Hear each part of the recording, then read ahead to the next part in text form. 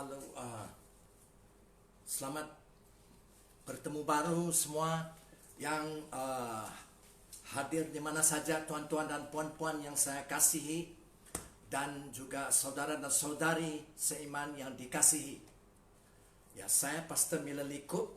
Ya, sebelum saya teruskan khotbah saya mau membaca firman Tuhan untuk kita semua daripada Timotius, 2 Timotius pasal 2. Ini perjanjian baru. Benarlah perkataan ini, jika kita mati dengan dia, kita pun akan hidup dengan dia, dengan Yesus.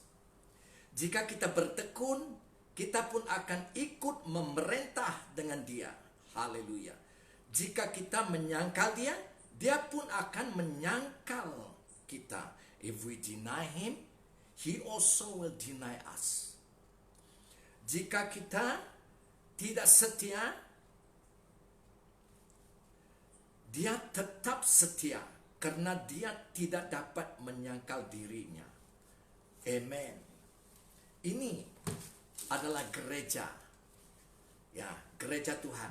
Jadi saya Pastor Mila Likup.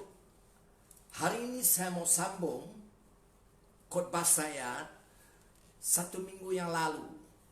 Tajuknya adalah gereja. Dalam bahasa yang lain, jemaat. Oke. Tidak ada satu gereja di dunia ini sekarang sempurna.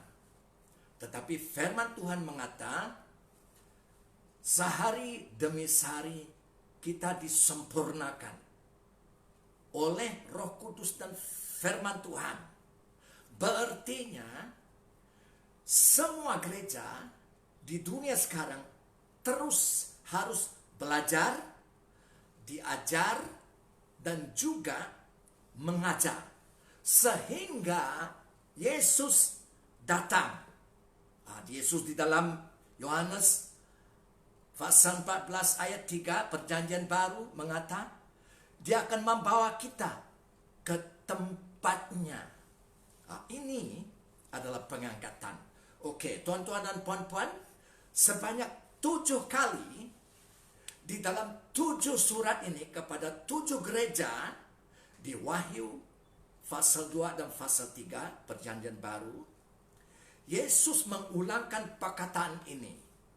Penting sekali. Siapa bertelinga, hendaklah ia mendengar apa yang dikatakan Roh kepada jemaat. Roh Kudus kepada gereja. Kebenarannya, semua kita bertelinga, tuan-tuan dan puan-puan, pelik ya. Tetapi bahasa Alkitab ini mengatakan, telinga yang mau mendengar dan menurut Tuhan. Itu penting. Yang saya berdoa agar semua kita, gereja Tuhan, ada telinga yang mendengar dan mau menurut Tuhan. Amen. Itu kebenaran pertama dari ayat ini ya.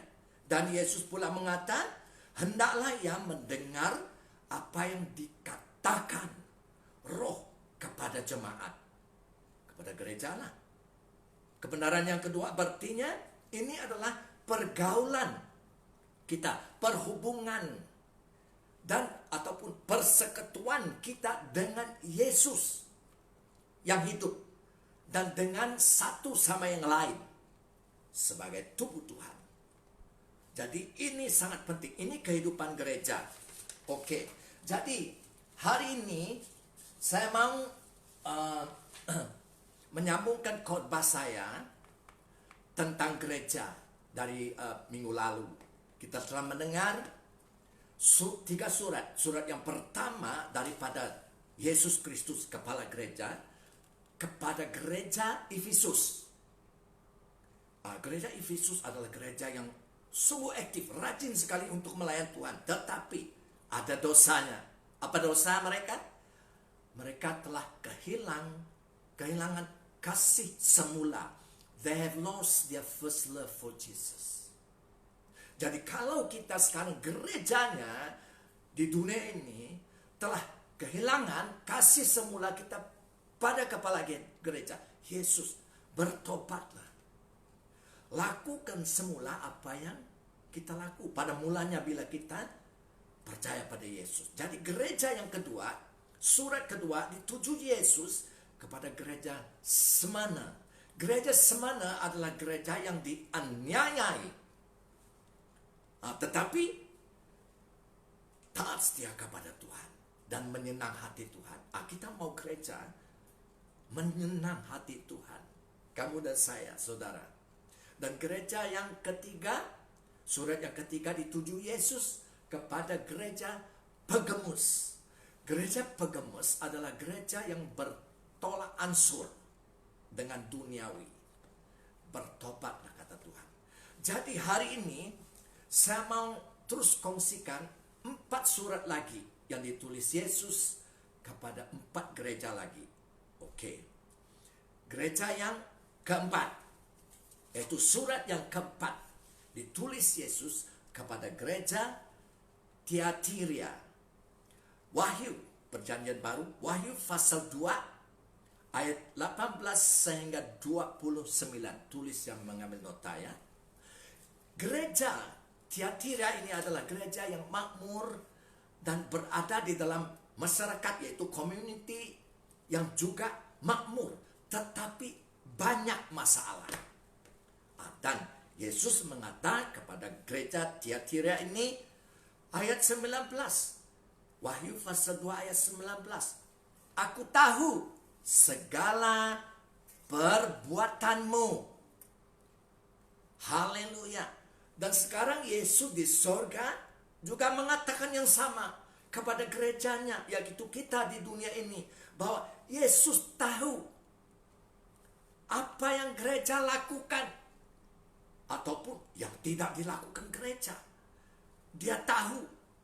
Jadi Yesus mengatakan kepada gereja Tiatira ini, Yesus tahu tentang kasih dan iman mereka. Yesus pula tahu juga tentang pelayanan dan ketekunan mereka.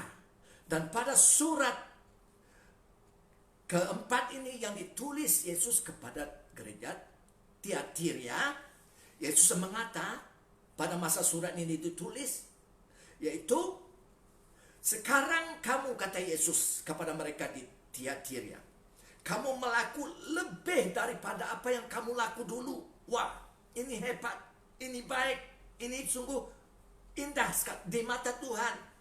Jadi mereka melakukan lebih baik, lebih banyak pekerjaan baik daripada dulu.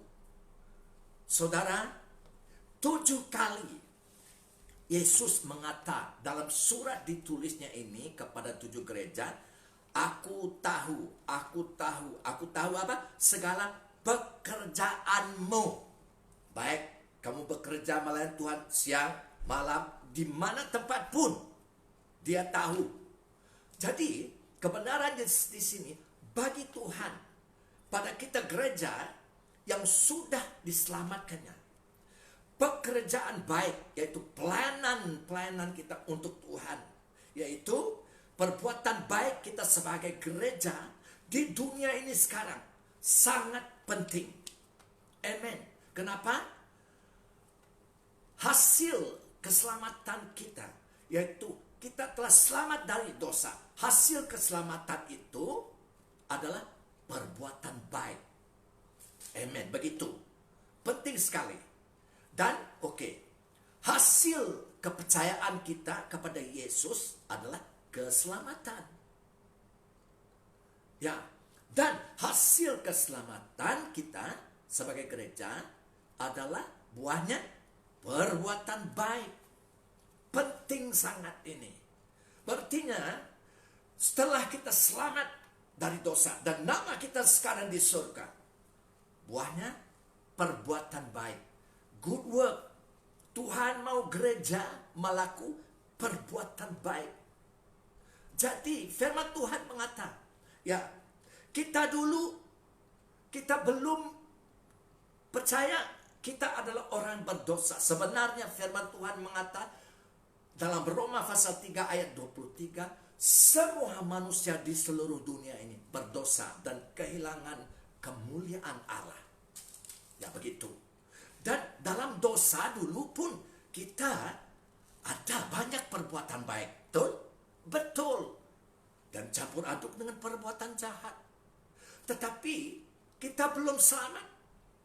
Firman Tuhan mengatakan, semasa kita masih berdosa, walaupun baik mana perbuatan kita di mata Tuhan adalah seperti kain kotor. Saya mau membaca daripada Perjanjian Lama. Yesaya pasal 64 ayat 6 yang mengambil nota ya, tulis. Isaiah in the Old Testament chapter 64 verse 6. Kata Nabi Yesaya, kami semua, yaitu semua manusia, telah berdosa, bahkan perbuatan kami yang terbaik, perbuatan kita yang terbaik pun kotor dan najis. Kenapa? Karena dosa di mata Tuhan. Dalam bahasa Indonesia, perbuatan yang baik kita adalah seperti kain kotor. Dalam VCNIV ditulis, all our righteous acts are like filthy rags. Wah, terrible. Di mata Tuhan. So, jadi bukan karena kita berlaku perbuatan baik, kita diselamat dari dosa, kita masuk surga. Tidak. Perbuatan baik, saya ulang, adalah buah keselamatan.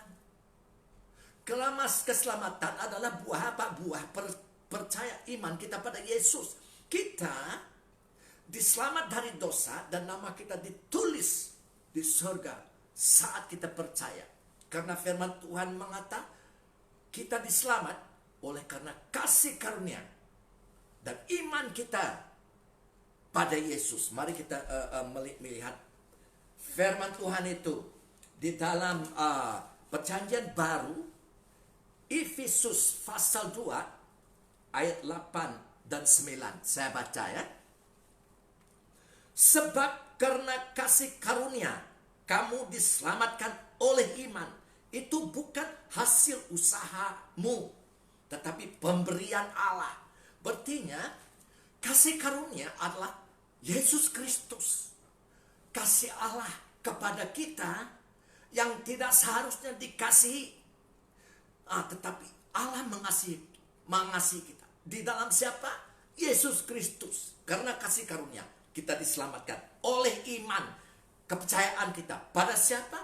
Pada Yesus. Dan firman Tuhan mengatakan itu bukan usaha kita, tetapi pemberian Allah. The gifts of God. So, kalau Allah memberi, kita harus menerima. Jangan menolak binasa. Terimakannya. Dan ayat 9 mengatakan, itu bukan hasil pekerjaanmu. Itu bukan hasil perbuatan baik. Bukan. Jangan ada orang yang memegah dirinya. Jadi kita melihat gereja yang selamat dan buah keselamatannya. Yesus mengatakan oleh buahnya orang akan mengenali kamu benar murid saya, kata Yesus. So gereja harus ada buah perbuatan baik. Jadi kita melihat di dalam surat Yesus dituju kepada gereja Tiatira. Gereja ini adalah sungguh sibuk, sangat rajin untuk melakukan perbuatan baik. Ini bagus. Seperti gereja Efesus juga rajin untuk melayani Tuhan. Bagus. Tetapi ada dosanya. Dua-dua gereja ini ada dosanya. Dosa yang beza. Dosa gereja Efesus, apa dosa mereka? Mereka rajin melayani Tuhan. Banyak gereja sekarang melayani Tuhan. Soalnya adalah mereka telah kehilangan kasih yang semula. They have lost their first love for Jesus. Do you love Jesus, church? Jesus is the head of the body, and the church is the body. Jadi, Sungguh penting ini. Ya. Dan dosa, itu dosa gereja Efesus. Kasih semula sudah hilang. Bertobatlah kata Tuhan. Bertobat gereja. Dan lakukan apa yang semula kamu laku bila kamu mula dan saya mula percaya pada Yesus. Koba-kobanya, wah, cinta Yesus dengan cinta yang kudus. Dan apa dosa? Gereja Tiatira ini, dosa mereka adalah Wahyu pasal 2 ayat 20. Saya baca ya. Tetapi aku mencela engkau, kata Tuhan. Nevertheless, I have a few things against you, church in Thyatira. Jadi, kata Yesus, karena engkau membiarkan wanita Jezebel yang menyebut dirinya nabiah, mengajar dan menyesatkan hamba-hambaku supaya berbuat zina dan makan persembahan bahala. Jadi kita mau tanya, siapa wanita Jezebel ini mengatakan dirinya nabiah dan mengajar dan menyesatkan gereja, ahli gereja di Tiatira ini. Siapa perempuan ini? Oke, tuan-tuan dan puan-puan, Jezebel adalah seorang ratu yang jahat di perjanjian lama. Dia adalah istri kepada Raja Israel yang jahat juga di mata Tuhan. Nama raja itu adalah Ahab, Raja Ahab. Dan di dalam perjanjian baru buku Wahyu ini, bila Yesus menulis surat pada gereja Tiatira ini, adakah perempuan Jezebel ini terus menyatakan diri dalam tubuh yang benar di gereja sana? Tidak.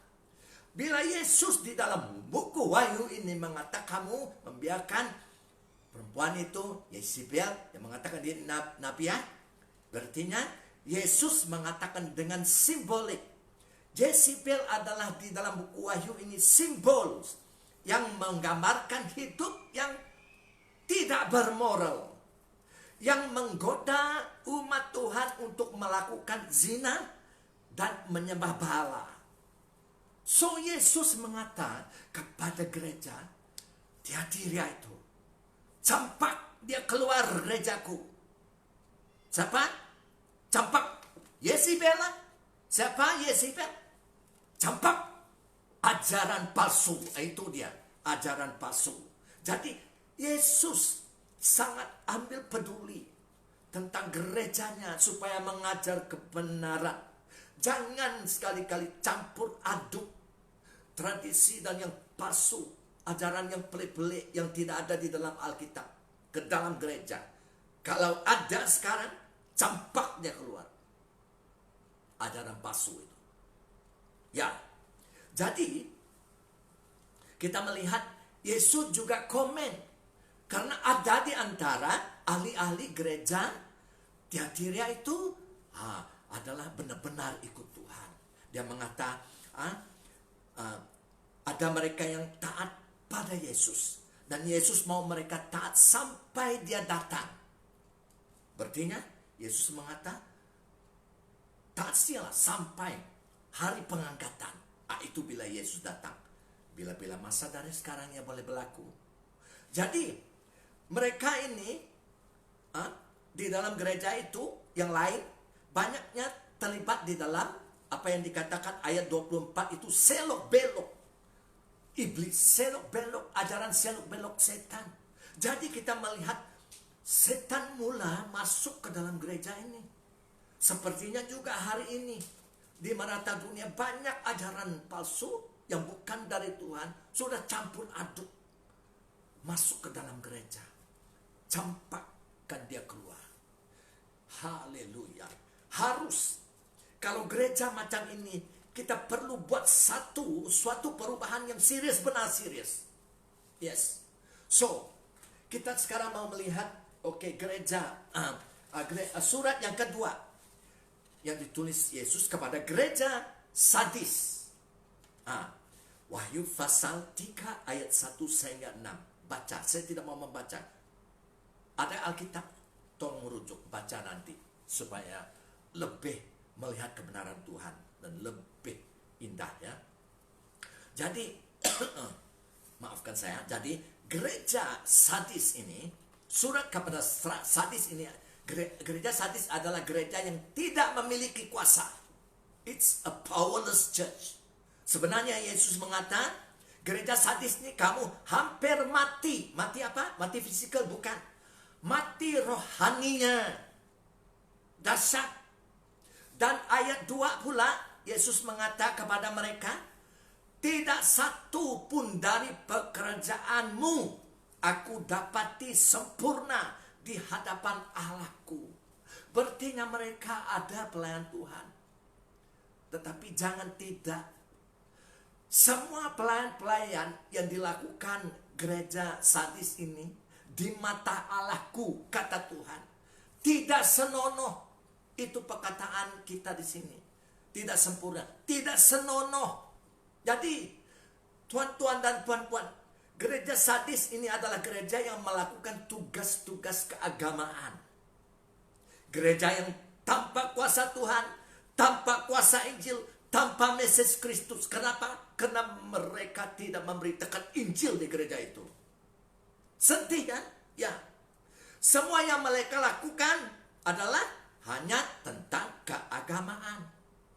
Bukan tentang pergaulan ataupun perhubungan yang hidup dengan Tuhan yang hidup, yang punya gereja. Jadi bertobatlah kata Tuhan, bangunlah kata Tuhan, karena kamu hampir mati. Wahyu pasal 3 ayat 2. Bangunlah.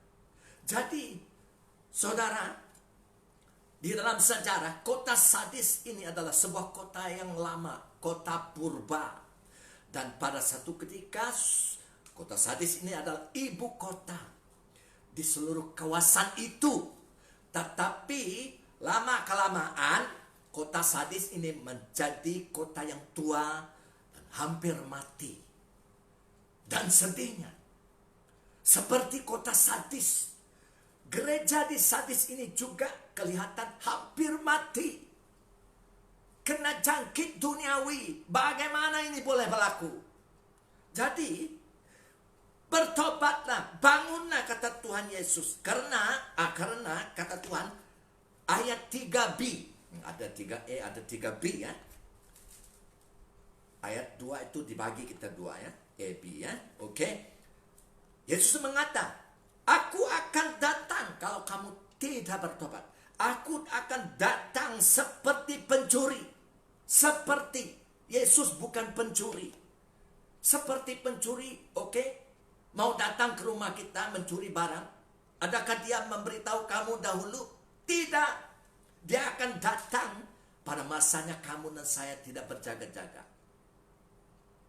Dan kemudiannya kita melihat barang sudah dicuri. Jadi Yesus mengatakan, aku akan datang seperti pencuri. Dan engkau tidak tahu pada waktu manakah aku tiba-tiba datang kepadamu.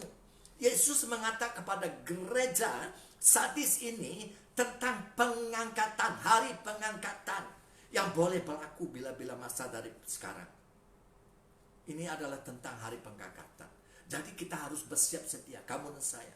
Siap sedia untuk diangkat dan dibawa Yesus bersama dia kekal selama-lama-lamanya. Oke? Satu Tesalonika, perjanjian baru. First Thessalonian. 1 Tesalonika pasal 5 ayat 1 sehingga 6. Saya baca. Ini tentang pengangkatan, kedatangan Yesus untuk membawa gerejanya balik ke surga. Tetapi tentang zaman dan masa, saudara-saudara, tidak perlu dituliskan kepadamu. Karena kamu sendiri tahu benar-benar bahwa hari Tuhan datang seperti pencuri pada malam. Yesus tadi sudah memberitahu gereja Sardis. Ini tentang pengangkatan. Yes, tentang datang, Tuhan datang seperti pencuri. Ini tentang pengangkatan, the rapture. Apabila mereka mengatakan semuanya damai dan aman, maka tiba-tiba mereka ditimpa oleh kebinasaan. Seperti seorang perempuan yang hamil ditimpa oleh sakit bersalin, mereka pasti tidak akan luput. And they shall not escape. Tidak boleh lari daripada kebinasaan itu. Tetapi kamu, gereja Tuhan, saudara-saudara, kamu tidak hidup di dalam kegelapan, sehingga hari itu tiba-tiba mendatangi kamu seperti pencuri. Karena kamu semua, yaitu gereja, adalah anak-anak terang dan anak-anak siang. Kita bukan orang-orang malam atau orang-orang kegelapan. Sebab itu, baiklah, jangan kita tidur seperti orang-orang lain. Tidak berarti kita siang malam tidak tidur. Bukan itu maksudnya. Apa maksudnya? Ini maksudnya. Tetapi berjaga-jaga dan sedarlah. But let us watch and be sober. Berartinya berjaga-jaga, kita bersiap sedia untuk Tuhan mengambil kita di dalam pengangkatan dan balik ke surga. Diberi tubuh yang baru di surga. Haleluya. Itu gereja. Amen. Jadi, dan kalau kita membaca ayat sebelum ini, ayat 3e, Yesus mengatakan kepada gereja Sardis ini, karena itu ingatlah bagaimana engkau telah menerima, mendengar, turutilah itu. Menerima dan mendengar firman Tuhan, turutilah itu. Berartinya gereja bukan hanya membaca, mendengar firman Tuhan, tetapi lakukan firman Tuhan. Itu penting. Amen. Jadi, mungkin hari ini tuan-tuan dan perempuan yang saya kasih di dalam Tuhan, ada di antara kamu ataupun kita, jangan tunjuk kamu saya bukan, kita lah yang ada mungkin ya di antara kita masih pergi ke gereja yang mati, bukan mati fisikal, tetapi mati rohani, seperti gereja Sardis ini. Dan mungkin Tuhan mengatakan kepada kamu dan saya, hari ini kuburkan saja apa yang telah mati itu, dan keluar dari gereja itu, dan pergi ke gereja Tuhan yang dimana Tuhan benar-benar bekerja. Hadirat Tuhan ada. Wow. Gereja dimana jiwa-jiwa diselamatkan, dan karena ada penginjilan, ada berita baik. Di mana firman Tuhan diajar, ya, di mana firman Tuhan ini diajar sepenuhnya. Amen. Yes. Di mana mujizat-mujizat Tuhan berlaku untuk kemuliaan Tuhan. Pergi ke sana. Amen. So Tuhan memberi amaran kepada gereja Sardis ini. Dan dia tahu. Dan tahukah saudara, gereja Sardis ini, kota Sardis ini, dari rekod saudara, akhirnya gereja Sardis ini mati. Tidak ada manusia boleh diselamat dalam keadaan yang mati, di tempat yang mati. So pikir, bertobat kalau begitu. Yes. Dan surat Yesus ke-6 adalah dituju kepada gereja Philadelphia. Wahyu pasal 3 ayat 7 sehingga 13. Oke. Tuan-tuan dan puan-puan, ada 2 surat kepada 2 gereja di dalam buku Wahyu pasal 2 pasal 3 ini. Langsung tidak ada menerima teguran dari Tuhan. Kenapa? Karena mereka taat setia. Gereja seperti ini menyenangkan hati Tuhan. Tuhan, terus taat setia. Kita mau taat setia pada Tuhan, kepala gereja. Ya. Jadi gereja Philadelphia adalah gereja yang bertekun, tabah, menanggung derita. 2 gereja yang tidak ada teguran dari Tuhan itu tadi adalah gereja Efesus dan gereja inilah gereja Philadelphia. It's a persevering church. Persecuted church, but faithful to the Lord. who's the head of the church. Dan Yesus mengatakan kepada mereka, Wahyu pasal 3 ayat 8, aku tahu segala pekerjaanmu. Lihatlah, aku telah membuka pintu bagimu yang tidak dapat ditutup oleh seorang pun. Hebat, bila Yesus membuka pintu, tidak seorang di langit, di bumi, di bawah bumi boleh menutupkannya. Raja segala raja, Tuhan atas segala Tuhan, Allah Maha Kuasa, Yesus Kristus. Keajaibannya luar biasa. Oke, jadi adakah pintu apakah ini? Adakah ini pintu gereja, pintu rumah, pintu gerbang kota Philadelphia? Itu bukan. Ini adalah pintu kepada peluang rohani, supaya mereka di kota Philadelphia boleh kemana-mana arah mereka pergi. Tuhan telah membuka pintu peluang kepada peluang rohani, pintu peluang rohani. Untuk memberita apa? Oh, banyak peluang. Untuk memberita Injil kah? Dan untuk memberita apanya? Oke ya. Untuk memberita Injil. Pintu peluang untuk memberita Injil. Tahukah saudara, sebelum Yesus bangkit ke surga, dia mengata, dia telah membuka pintu. Itu sebab dia mengata, pergi kepada seluruh dunia dan beritakan Injil kepada segala makhluk. Dan sekarang dia di surga, pintu sentiasa terbuka. Hanya kita gereja harus mengambil peluang pintu rohani yang sudah dibuka Yesus ini. Tidak ada seorang boleh menutup. Dalam segala keadaan sentiasa terbuka. Dan Tuhan mau kita ambil peluang. Peluang untuk memberitakan Injil. Tetapi bukan hanya memberitakan Injil melalui mulut. Beritakan Injil juga melalui kehidupan kita yang berubah. Kehidupan yang kudus seperti Yesus. Ya. Pintu dibuka, peluang untuk kebaikan, melakukan yang baik, perbuatan yang baik, hidup yang baik, menolong sesama manusia. Ini pintu telah dibuka Tuhan untuk gerejanya, supaya kamu dan saya menolong melalui pintu peluang ini rohani untuk menolong sesama manusia. Pintu untuk kita menunjukkan kejujuran Tuhan. Gereja jujur, adil, ya amen. Ini hidup yang bertentangan dengan apa? Dengan ketidakadilan. Ini kehidupan gereja yang bertentangan dengan rasuah. Ini kehidupan gereja Tuhan yang bertentang dengan ketamaan. Mereka yang cinta uang, tidak. Cinta pertama kita, semula kita adalah Yesus Kristus. Di dalam hati kita, bukan untuk uang, adalah untuk Yesus. Itu dia. Dan kehidupan, pintu peluang yang dibuka Tuhan ini adalah untuk kita berbuat baik, menyatakan kebaikan Tuhan. Bertentangan dengan rasuah yang berlaku di seluruh dunia sekarang.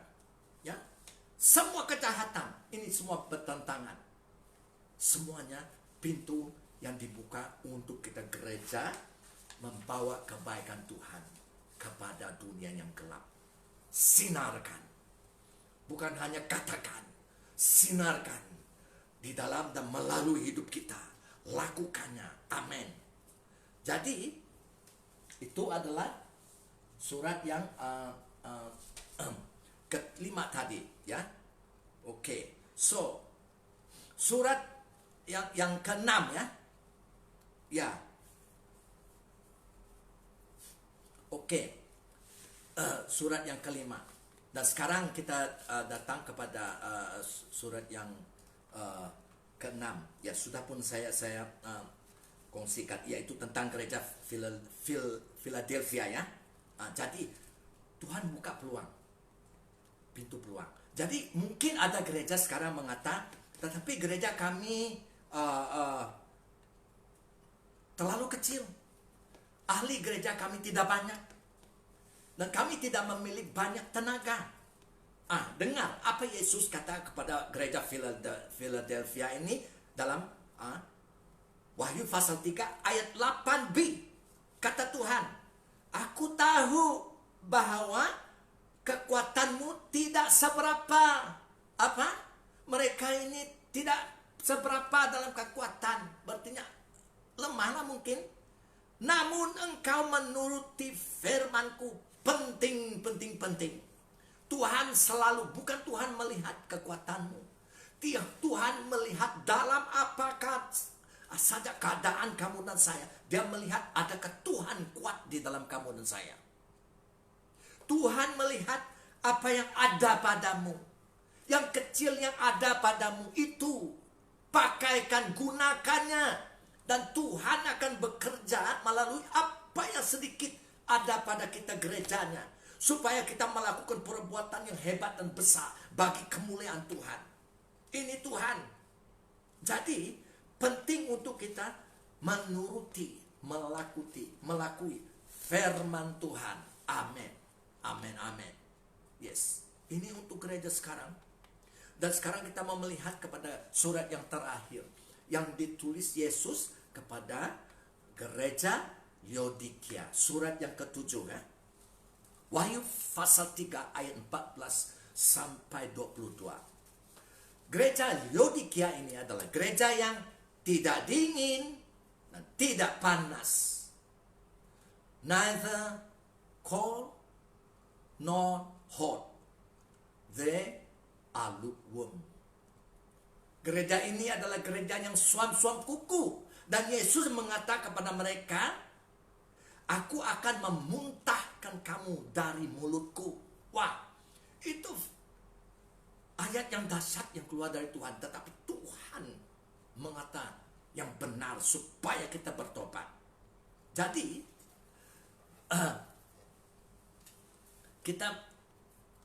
kalau kita melihat di dalam sejarah, kota Laodikia ini, dekat kota Laodikia ini ada dua kota yang berdekatan, yaitu kota Kolose dan kota Hierapolis. Dan di kota Kolose yang berdekatan dengan Laodikia ini ada satu mata air yang sejuk mengalir. Dan di kota Hierapolis juga yang berdekatan dengan kota Laodikia ada satu mata air yang panas mengalir. Tetapi di Laodikia, air yang mengalir di sana adalah suam-suam kuku.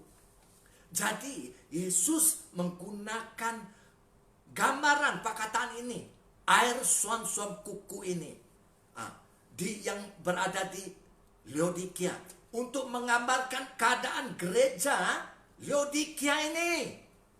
Yesus mau mereka panas. Tuan-tuan dan puan-puan, are we hot for Jesus? Adakah kita panas untuk Tuhan? Kalau dingin pun tidak, panas pun tidak, suam-suam kuku. Yesus mengatakan, aku mau memuntahkan kamu keluar dari mulut aku. Habis cerita. Yes. So, kita melihat di Laodikia ini. Laodikia adalah masyarakatnya yang sangat makmur dan kaya. Kaya apa? Begitu juga ahli gereja Laodikia ini juga kaya. Dan Yesus komen mereka di sini dalam Wahyu pasal 3 ayat 17. Saya bacanya. Wahyu pasal 3 ayat 17. Karena engkau berkata, aku kaya dan aku telah memperkayakan diriku dan aku tidak kekurangan apa-apa. Wah, itu kata mereka. Tapi apa kata Tuhan yang empu gereja? Yesus mengatakan kepada mereka, sebenarnya kamu secara rohani, fisikal kamu, jasmani kamu kayalah, tetapi rohanimu kamu melarat dalam bahasa Inggris worthless, tidak berguna. Wah, kamu malang, miskin, buta, telanjang.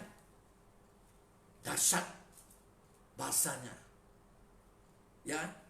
Jadi kita gereja-gereja Tuhan yang di dunia ini, yang diam di abad ke-20 ini, in this 20th century, mungkin gereja-gereja kita makmur, kaya, mempunyai banyak ahli-ahlinya, gerejanya besar, tetapi adakah Yesus besar di dalam gereja itu?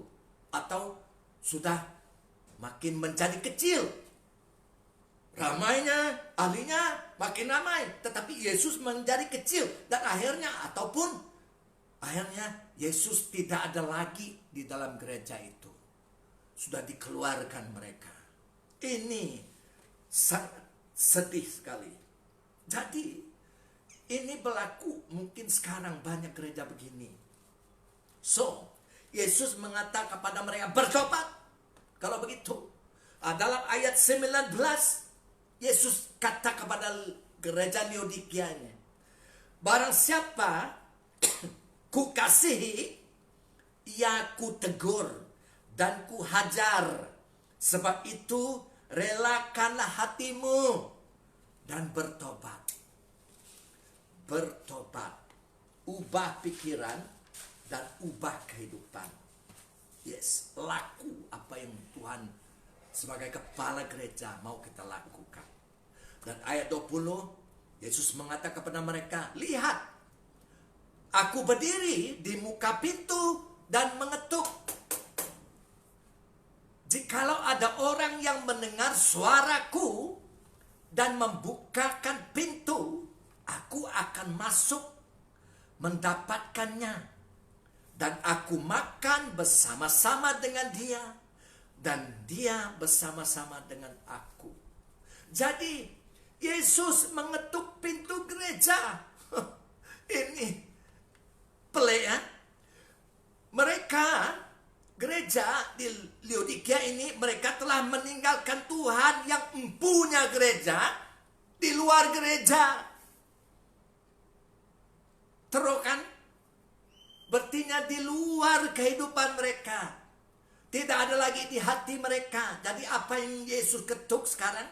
Yesus ketuk pintu hati mereka. Yesus sekarang ketuk pintu hatimu. Kenapa? Supaya kamu membuka pintu hatimu dan Yesus masuk ke dalam hatimu. Dan bergaul secara pribadi yang hidup dengan Yesus. Itu persekutuan dengan Allah Bapa, dengan Allah Anak dan Roh Kudus. Amen. Jadi gereja adalah perhubungan, pergaulan yang hidup dengan Yesus yang hidup. Gereja bukannya tentang kamu dan saya. Saya dan kamu. Oh saya. Ada yang mengatakan saya. Saya mau pergi gereja yang besar. Saya mau pergi gereja yang mau menemui keperluan saya. I want to go to a church that can meet my needs. Saya mau pergi ke gereja yang boleh membuat saya gembira, happy. Saya mau pergi kepada gereja yang mengajar apa yang saya mau dengar. Kalau yang saya tidak mau dengar, saya tidak mau pergi gereja itu. Jadi, kalau begitu tabiat kita, kamu dan saya, semuanya adalah tentang kamu, saya. Ya? Kita harus pergi ke gereja, berada di gereja yang menyerah dan menghormati Yesus. Gereja yang memuji dan menyembah Tuhan dalam roh dan kebenaran. Dan aktif dalam pelayanan. Ini penting. Amen. Karena gereja, kepala adalah Yesus Kristus. Yang memiliki tubuhnya. Siapa? Gereja. Jadi semua ini, saudara yang dikasihi, surat-surat ketujuh surat-surat ini yang ditulis Yesus kepada gereja-gereja, 7 gereja ini adalah relevan sekarang untuk kepada semua gereja Tuhan yang masih ada di dunia ini sekarang. Kenapa? Karena akan ada gereja-gereja yang seperti gereja Efesus yang sibuk-sibuk, rajin, ya. Itu bagus, tetapi mereka telah kehilangan kasih semulanya. Bertobat.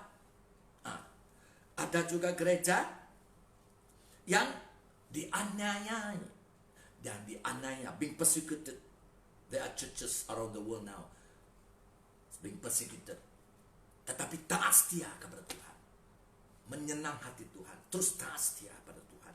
Ada juga gereja yang makmur dan kaya, tetapi berkompromi dengan duniawi. Bertobatlah. Ada juga gereja yang tidak memiliki kuasa Tuhan, hampir mati ataupun mati. Yesus mengatakan bertobatlah kalau begitu gereja kita. Ada juga gereja yang tabah dalam kesusahan, tetap Tuhan, menyenangkan hati Tuhan. Sungguh indah bila kita menyenang hati Tuhan. Semua beres. Ya. Ada juga gereja yang suam-suam kuku, yang Yesus mau muntahkan keluar dari mulutnya. Bertobatlah. Jadi, betulkan keadaan kita sebagai gereja bila kita membaca 7 surat yang dikirim. Oke. Tergendala sebentar, tidak mengapa ya. Surat Yesus kepada 7 gereja sangat relevan pada kita gereja yang masih di dunia sekarang. So, periksa diri kita. Saya mau memuliakan Tuhan. Seringkali di mana saya berada, bagaimanapun saya mau memuliakan Yesus. Itu hidup kita gereja. Saya mau menghabiskan dan oke. Tergendala lagi sekali, tidak mengapa. Firman Tuhan dalam ratapan perjanjian lama, the book of Lamentation, pasal